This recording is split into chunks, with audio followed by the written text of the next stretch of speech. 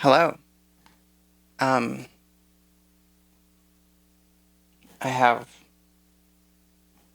23 minutes with you. I made this jam last night. Well, not this jam, but the jam I made last night. I wanted to take some time and break it down and do as little talking as possible. Well, enough talking to explain what's going on, but as words. What do the JHS pedal guys say? Words is hard. They sometimes are. Anyway, sound. I made this bass patch and this nice lead, and there's a kick drum on here.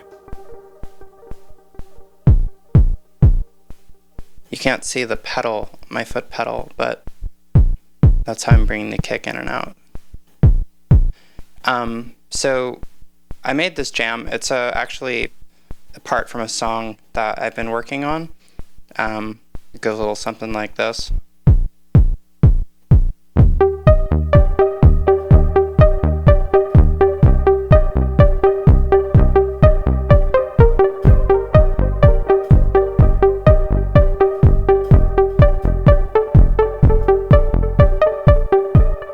You get the idea, especially if you saw the little video I made for before this. And I don't know, I like loved that little riff. I don't know, something so catchy about it. I like catchy stuff, so that tends to be what I write.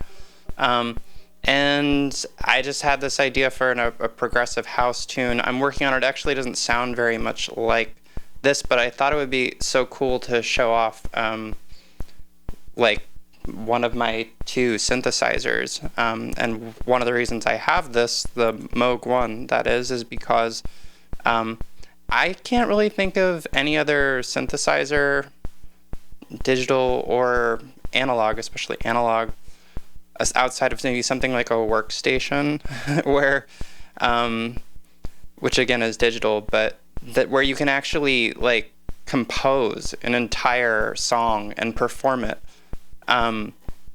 And part of that is not just that you can have 3 different parts playing, but the fact that there are outputs on the back of this thing. Maybe you can see them somewhere back here.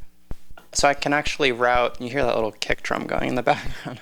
I can actually route the audio from each separate synth, which is amazing. I mean, I feel like I could be in front of 20,000 people or something and just have this and be able to put on a pretty cool show.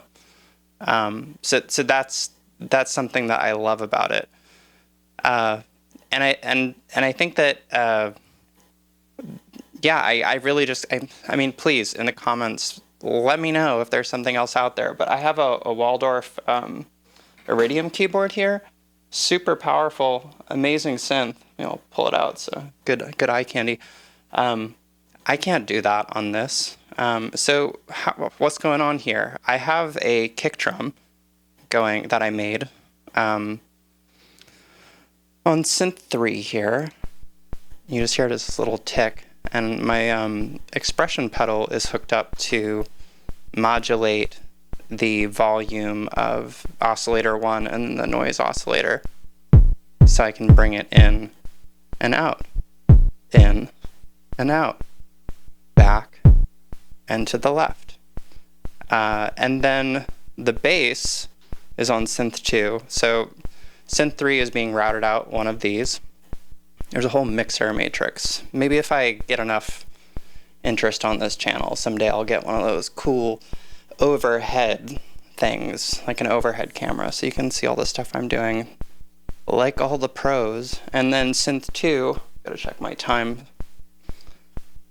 is this bass patch.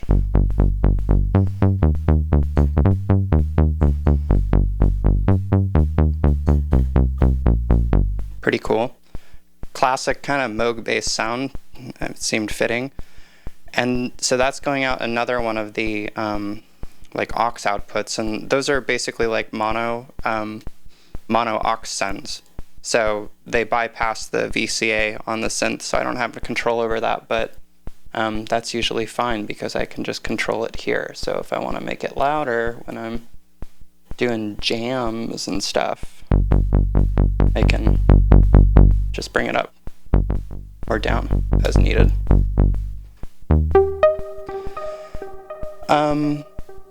The main patch is going to the main outs, and it sounds pretty simple, and it kind of is. I think it gets a lot of again, that kick drum going.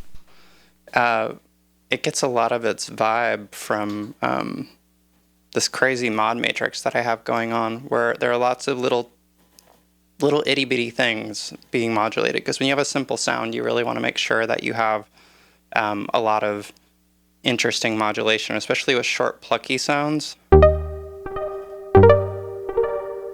Like even if I turn the delay and the reverb off. Also very cool. The effects on here, I mentioned this in one of my many videos, one of the 2 videos, so literally like my first video about how the effects get a really bad rap, but I think they sound good. This is the stereo delay, and you can modulate like the left and the right separately, so it just has these really nice delays. And then you send that to some reverb, which is one of these eventide reverbs. You know, one of these eventide reverbs. Which one is this? I think this is just the hall. Yeah, eventide hall.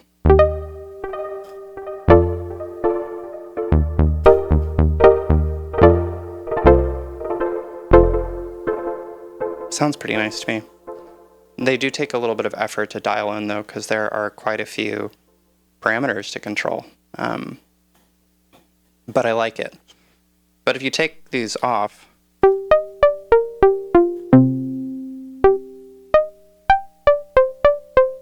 there's like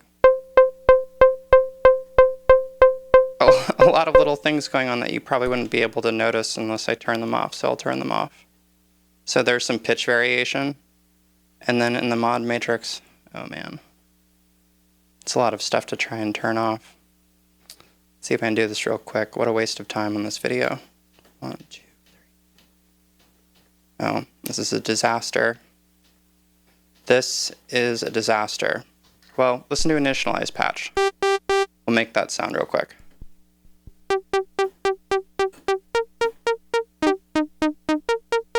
Basically the same sound. Sawtooth wave with... Doesn't really sound that compelling, you know, because it's just so basic. But if we load up that patch I just had, which of course I did not save to one of my presets like a boss. What is this called? Nope. Nope.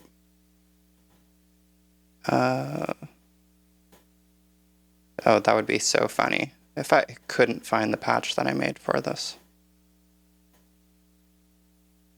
Jam October 30th. Gotta love good labels. So it has just something to it. Each pluck is a little bit different. It's one of those things where people in the comments be like, yeah, it's a bunch of bullshit. And I mean, can you swear? Yeah, you can swear on YouTube, right? This isn't for kids.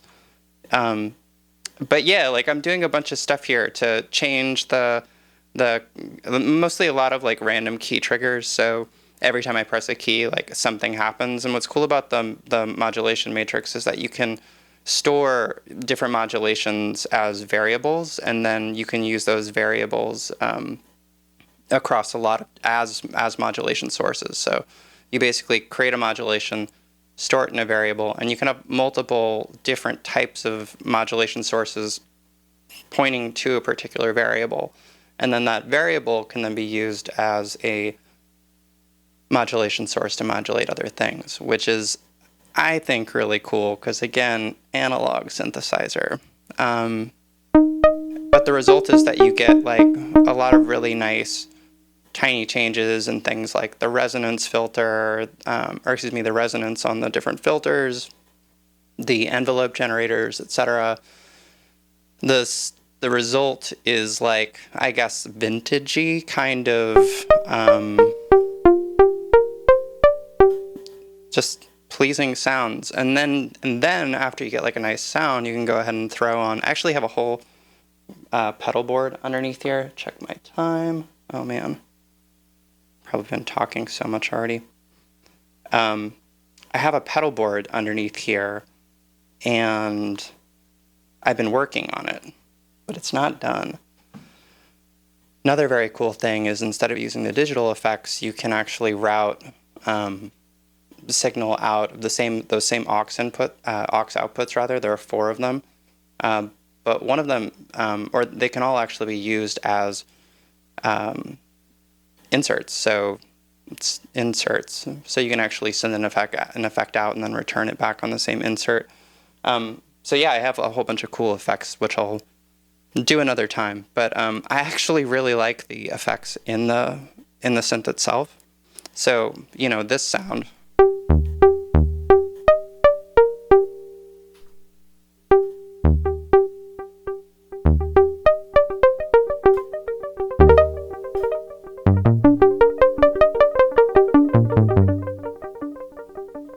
Sounds pretty good. Throw some reverb on it, because duh.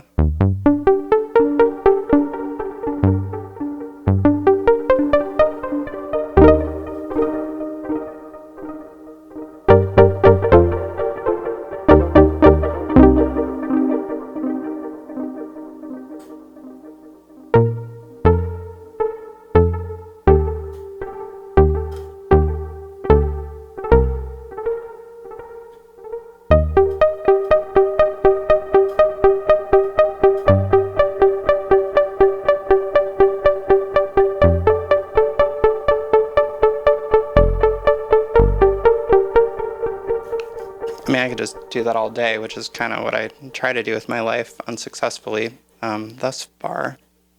But yeah, that's like kind of the basic sort of setup. And so I've got this kick drum sound that I made. Can,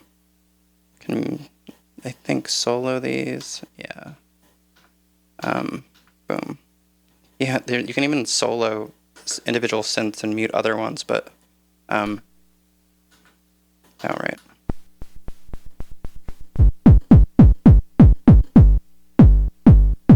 Like, it's a pretty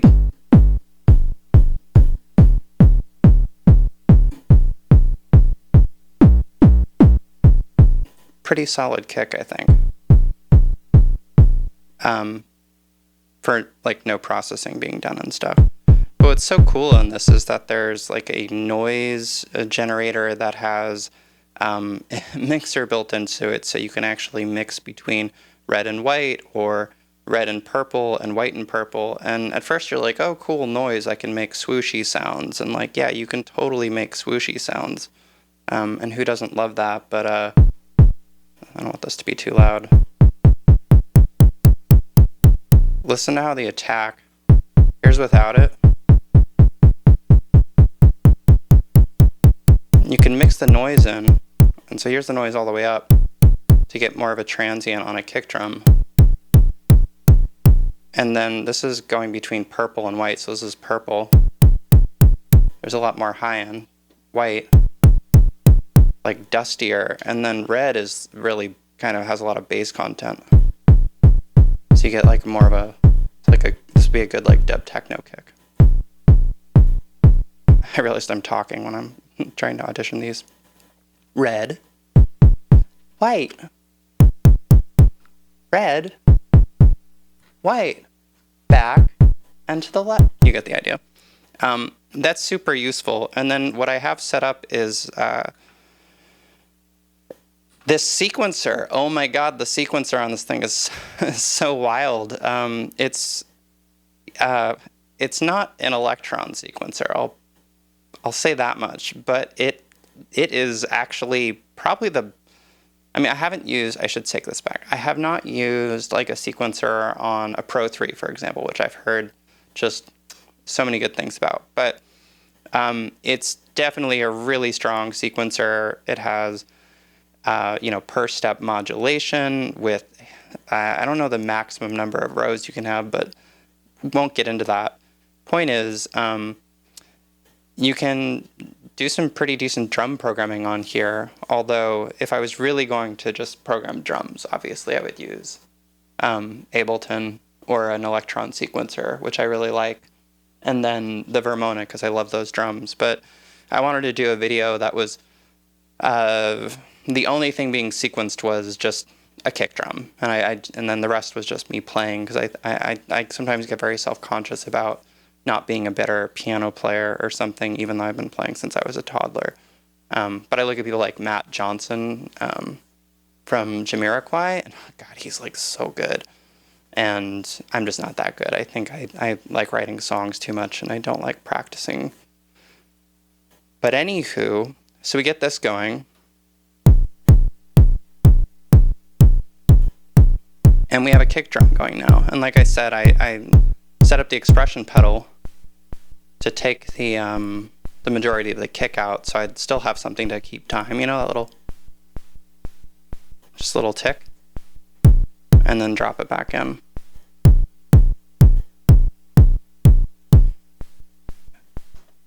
And that was it with the kick drum. So the bass is really simple. I guess there are probably some people out there who don't know how to make like a Moog bass sound or something, but people say how this thing can't do bass sounds, and I have underneath here I have a couple of different distortion pedals. There's a Chase Bliss Brothers, and then a Chase Bliss Preamp Mark II. And, if I ever really need like a super distorted like bass, it's really easy to do. But like,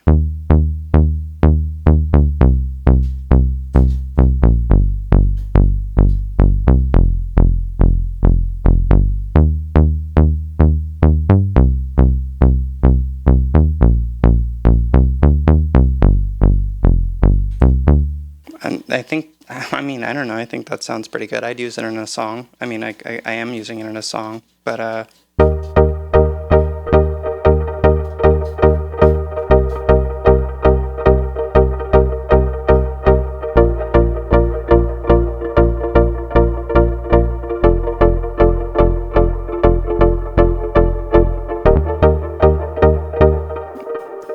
pretty solid stuff, I think.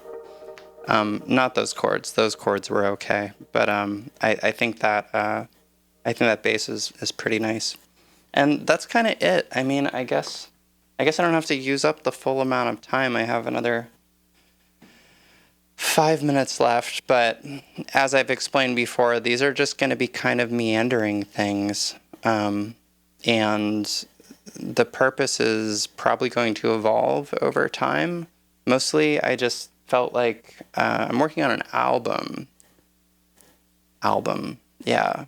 I should probably release singles. If I was smart, I would release singles, but I just like album formats. I think they're really cool, and I don't really just want to put together a collection of songs. I actually want there to be kind of like, it's just a different thing. So I'll do that just because I really want to, and then I'll make some singles or something. But I wanted to have something where I was kind of like, engaging in all this other cool music stuff that I do with people and your people, and there we go. So that's what this is. So maybe I'll do some more playing. Remember that time I was like, yeah, I'm not going to talk a bunch. I'm mostly going to play stuff.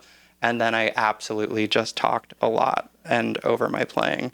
But one more time for the road, I guess. Probably get the kick drum going.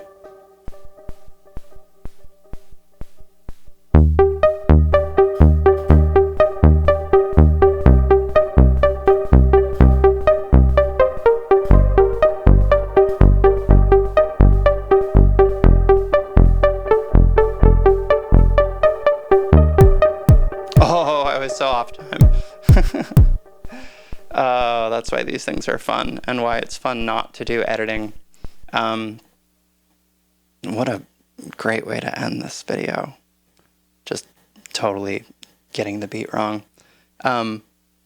Actually, final thought, sequencers. Sequencers are so amazing. I'm always so blown away by how much you can do with sequencing. And that video I made was actually really challenging. I didn't really like practice it. I probably could have gotten a lot tighter, for sure.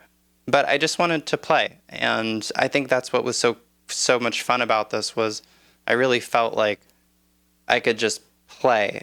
But the whole time I was playing, and not just play, but play and have it sound like big and feel like I could be on stage with this thing and have like a whole, and have each one of these stored presets like have some type of basic thing going, and I could do like a whole hour-long show and have people dancing and stuff, and not have the audio cut out or anything like that. Just with this one thing, and that would be really cool. If I were really going to do it, I would definitely have a drum machine too, but I thought that was pretty special. The whole time I was playing, though, I was looking at all these knobs, and I was looking at my hands, and I was like, damn, I really want to modulate that, but I can't because I already have my expression pedal doing one thing, and I don't have a second expression pedal, even though I can plug another one into here that has 2 expression pedal jacks. And my hands were busy.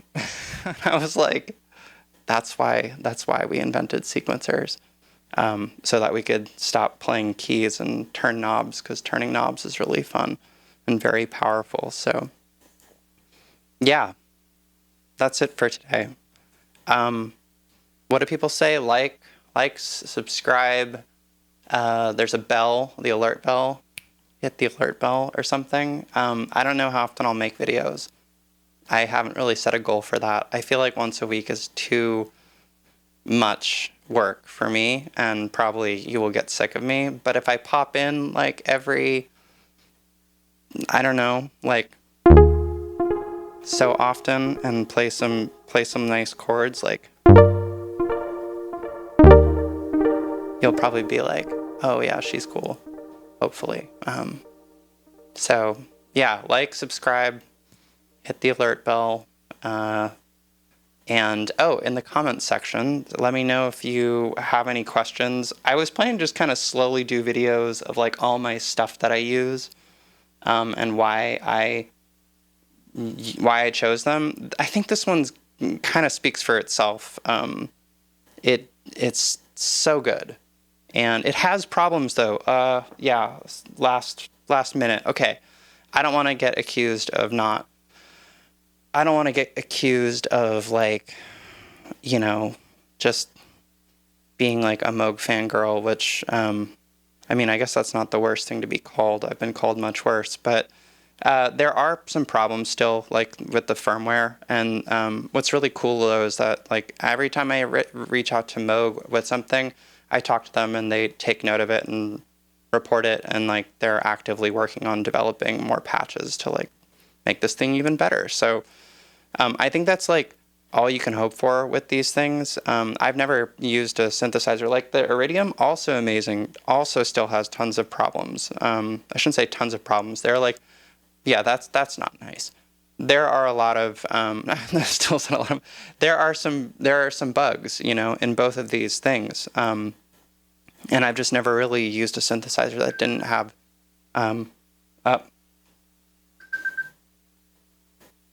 it's time to go. Anyway, I hope this was fun. I know I did a lot of talking, but the whole point was to have that thing, the jam, that's what it's called, and then dive into some things. So till next time.